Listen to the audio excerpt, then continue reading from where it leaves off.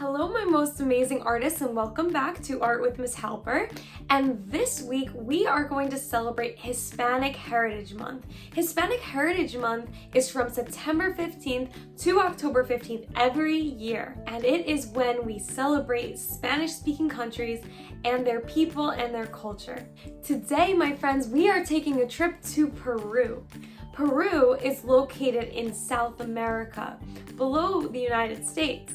In Peru, there are these really cool lines, and they're called Nazca lines.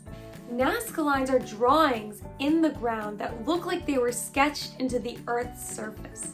So we could only see them if we're really high above. But if we took a helicopter or airplane all the way in the air and looked down, we can see the Nazca lines. Nazca lines were created by the Nazca people, and they were an ancient South American culture that existed about 2,000 years ago. Most of these drawings are in the shapes of plants and animals. Some of these drawings are of a killer whale, a hummingbird, a monkey, and a lot of other cool ones that we're going to see together.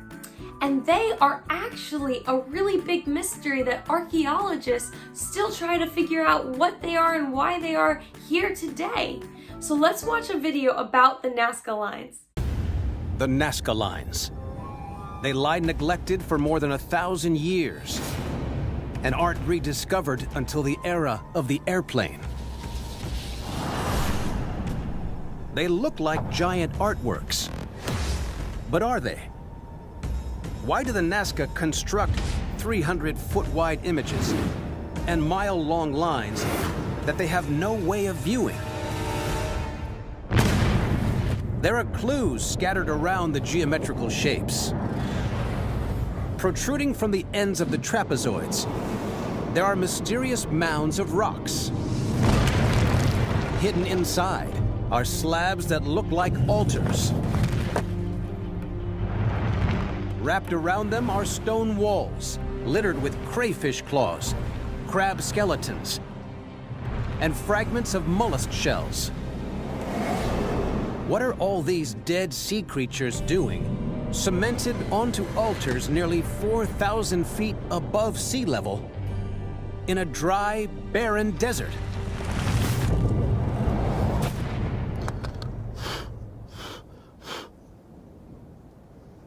Wow, esta es una concha de Spondylus. These mollusks symbolize life-giving water. Johnny believes that they're brought to the glyphs as an offering for rain. And there's another clue to the rituals conducted here. Aquí tenemos un fragmento de cerámica que usualmente se encuentran en muchas partes en los geoglifos. The concentration of shards of Nazca pottery suggests that they are smashed on purpose. Es la cola de la orca. Desert weathering could not have caused this fragmentation. Look at here, there is another one. And ceramics are in every place in different parts of the geoglyphs. Johnny's excavations suggest the Nazca lines are sacred sites where people smash pots and make offerings for rain. He believes the way to understand their purpose is not to view them from above, but to look at them as the Nazca would have seen them, at ground level. Nosotros necesitamos estar en el terreno, experimentar lo que ellos veían, lo que ellos sentían. Johnny has spent countless months up on the plateau. So today, my friends, we are going to create our own Nazca lines. There are so many symbols that the Nazcas created that we are going to learn about and draw today. But if you prefer to make your own design, you can totally do that too. That is up to you, my friends, but use the Nazca lines for inspiration.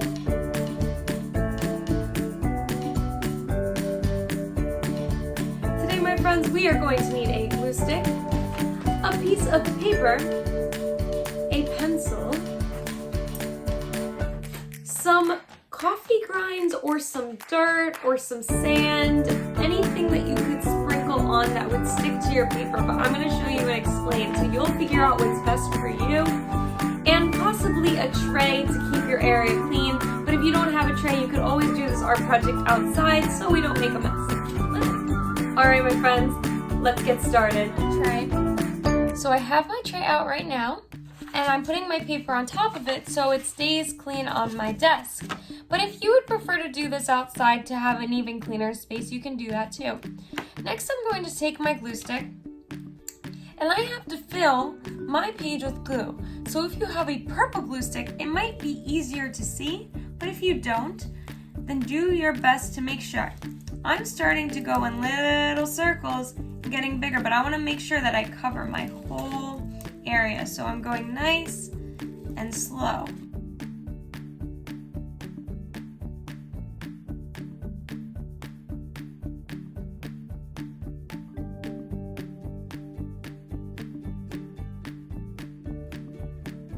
After I filled my page with glue, then I'm going to take my dirt or coffee grinds or sand or whatever you decide to use, and I'm going to carefully and slowly pour that on my glued area.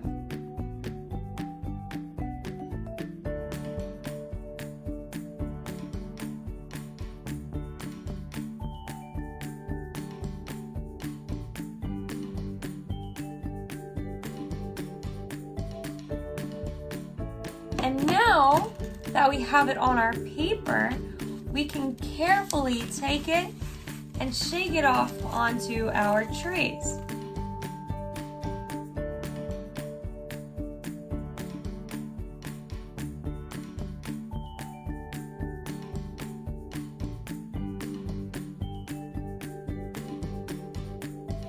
So I removed my tray, and now I'm going to take my pencil and create my own Nazca design. So the Nazca people created a lot of symbol of plants and animals, so I'm gonna do what their monkey looks like. Their monkey has a big head like this, and then his body comes around here. He has a very swirly tail, and his hands come out to the sides, all the way up here with big fingers. I think he has feet. That's okay, mine could have feet. A little happy face? Maybe it needs ears. Alright, my friends. And there it is. There is my Nazca line design. This is my completed Nazca-inspired drawing of the monkey. And I did one more for fun of the spiral shape. So now, my friends, it is your turn. When you complete your work, take a beautiful picture of it and send it to me through the form below so that I can see it too. All right, everyone, have a great day and have fun.